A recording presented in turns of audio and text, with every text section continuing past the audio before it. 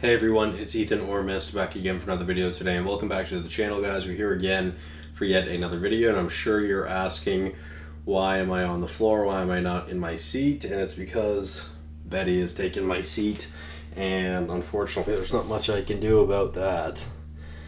Can you even tell that she's there? Oh yeah, you see her little eyes. Hi, kitty. Oh, nice kitty. Nice kitty.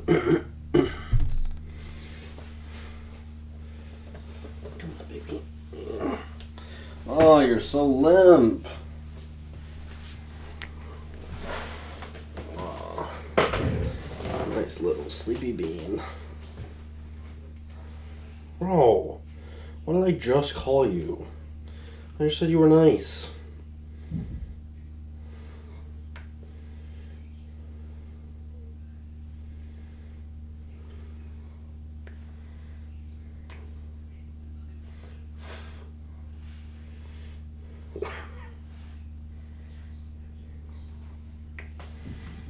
Go ahead.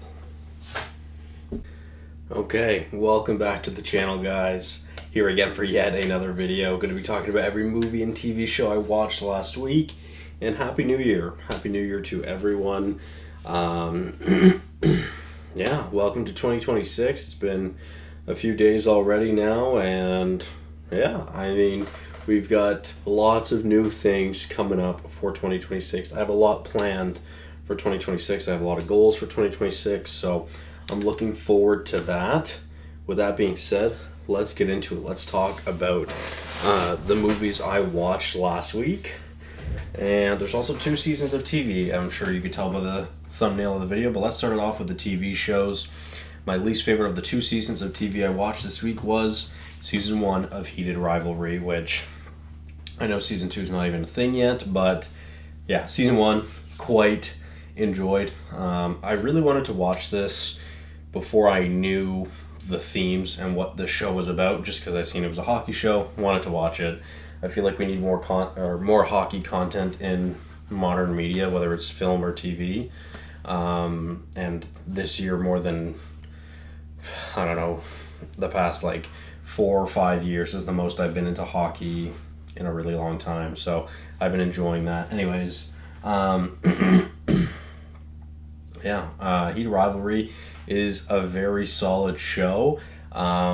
It's a little bit more porny than I would have personally liked, but I'm sure there are people that enjoy that. But overall, I really enjoyed this series or this show. I will say my hockey experience was very different.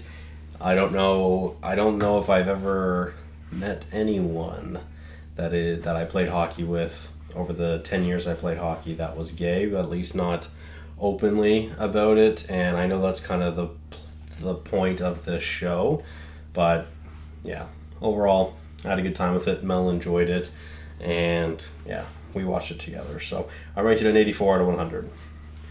Let's move on to season 5 of Stranger Things, which is probably the most disappointing show of TV that I watched in 2025.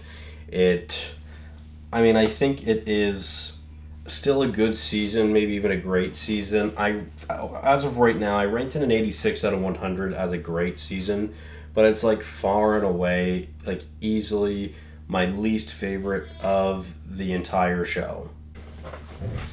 Sorry about that. Anyways, yeah, season 5, it's definitely my least favorite of the show, and I feel like for many people, it's a very disappointing way to end the series. I personally, I don't know, I don't really care for the ending a whole lot. I enjoy it, but I don't. And there's moments I enjoy, there's moments I don't. I think Volume 1 is really great. I really enjoyed Volume 1, especially with how it ended.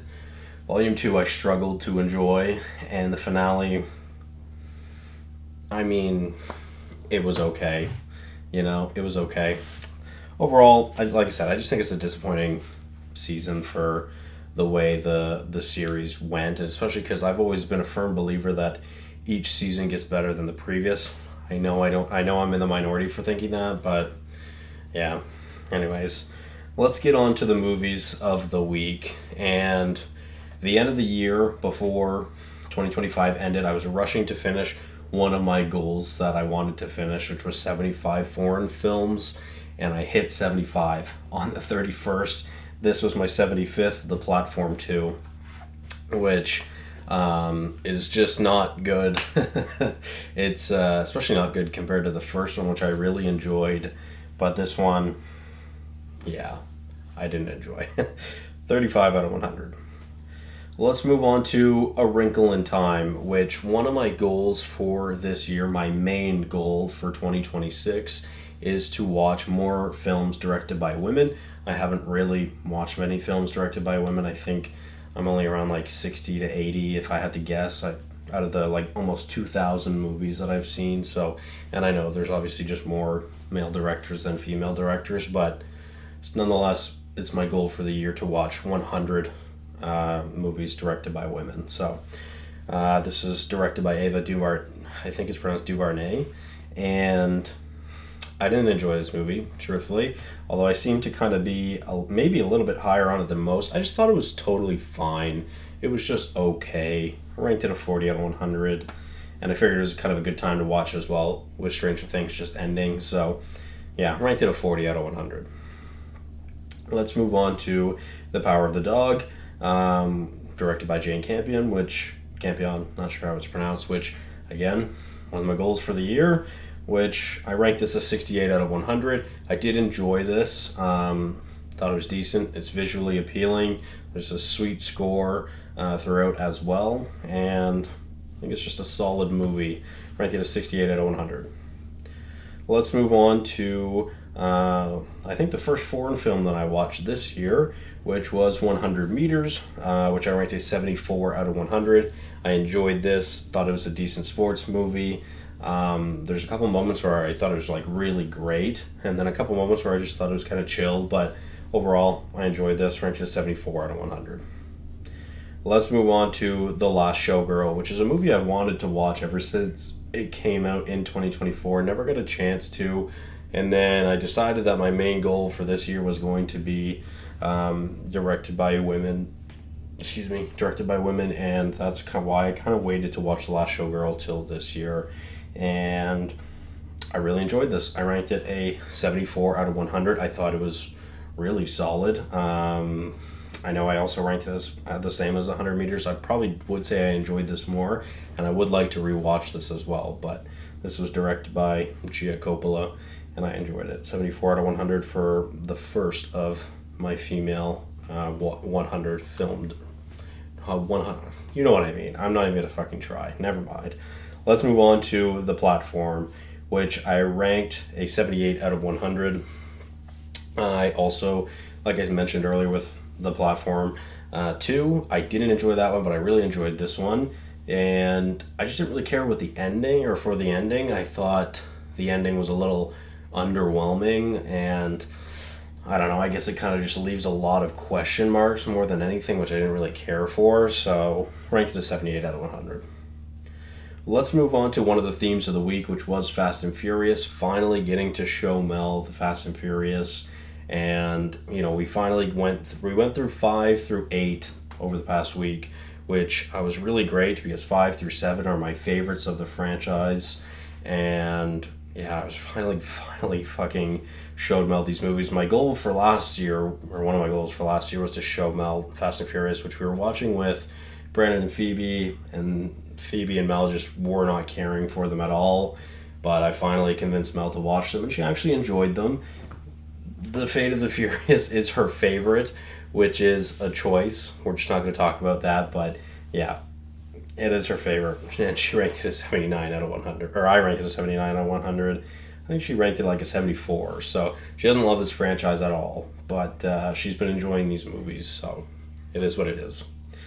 Well, let's move on to Roofman, which is one of the biggest surprises of 2025 for me.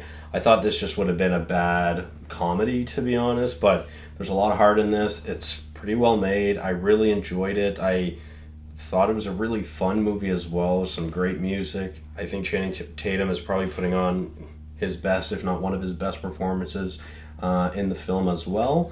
And I was just very interested and intrigued throughout the entirety of this film. and I really enjoyed that. Plus, it's sponsored by Peanut M&Ms, which are my second favorite M&Ms, but M&Ms are my favorite chocolate, so I'm a little biased. But I ranked this an 82 out of 100. Really enjoyed it.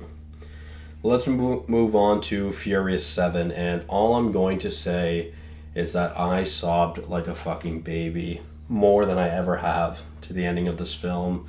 Especially, it probably didn't help that we watched 5, 6, and 7 basically back to back to back. And yeah, that was rough. That was rough. That was one of the most I've ever cried to a film. So that one really hurt quite a bit. And yeah, ranked an 80 out of 100, 88 out of 100, and rest in peace, Paul Walker. Well, let's move on to what do I even say about this film? I don't know. Neja, which I ranked at 91 out of 100. I originally ranked this movie an 86 out of 100, and when I first ranked it, I knew I was higher on it than most.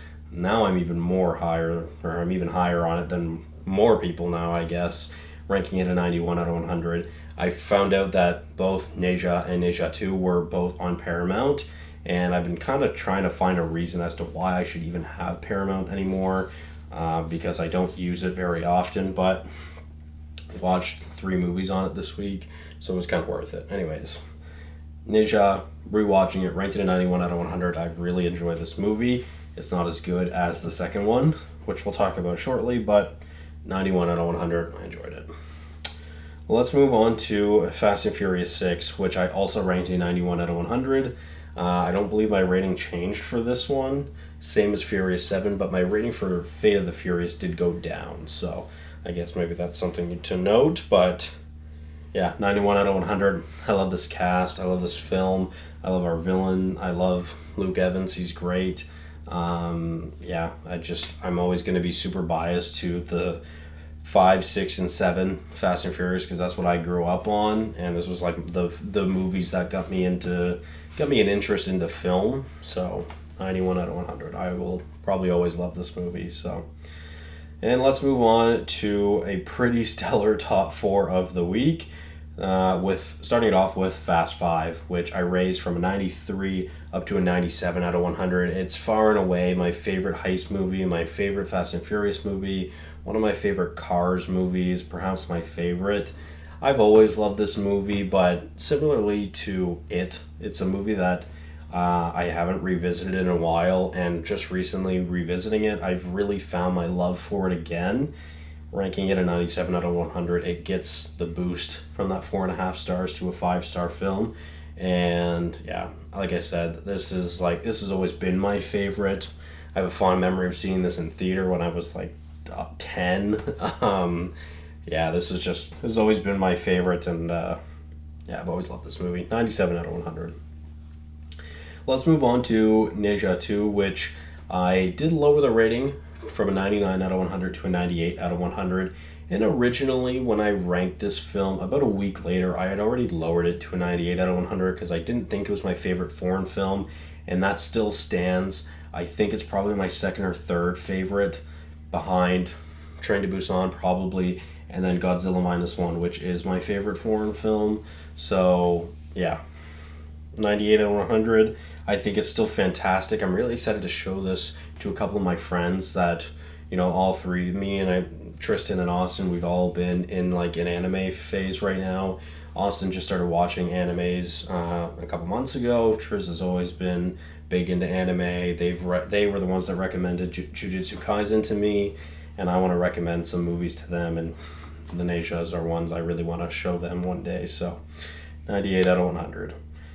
And then let's move on to how I always end my year now with Puss in Boots: The Last Wish. This is just a movie I seem to watch on the 31st every year now. It's just become a tradition, and I ranked this, like I said, a 98 out of 100. I really love this movie. I think it's fantastic. It's easily the best DreamWorks movie in my opinion, and yeah, it's so fucking good. I love it so much, and I ranked it a 98 out of 100. And let's move on to another tradition. I always start my year in the first week of the year. I always watch Avengers Infinity War. It's just kind of been something I've done for years now. And yeah, this is still my second favorite movie of all time. I can pretty much quote absolutely anything in this movie, and this is probably my most watched movie of all time. Of course, I'm ranking it a 100 out of 100, so I'm excited to see what this year has in store for us. I haven't made a video about it yet, but I have an update for you guys coming soon, and we will talk more about that shortly. So nonetheless, thank you guys all so much for watching. Hopefully you did enjoy, and I'll see you guys in the next one. Bye-bye.